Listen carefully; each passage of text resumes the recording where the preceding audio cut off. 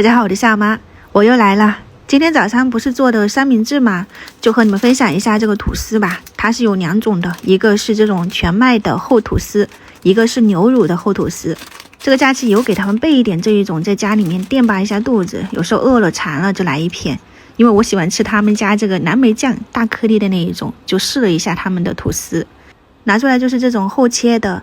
然后配料表也是简单的几样，也没有放那个白糖，所以有时候我也是会蹭着一点吃的。他们家一般都是挺干净的，看一下厚度。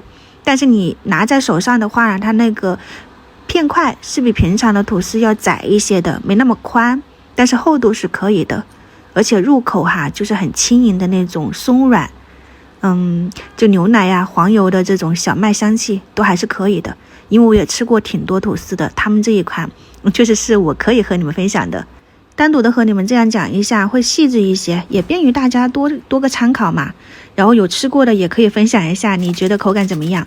他们家还有这个全麦的，我个人不太喜欢，口感有点扎实了，就是粗糙一些。我喜欢吃牛乳的，他们也是，我们全家都是喜欢这个口味。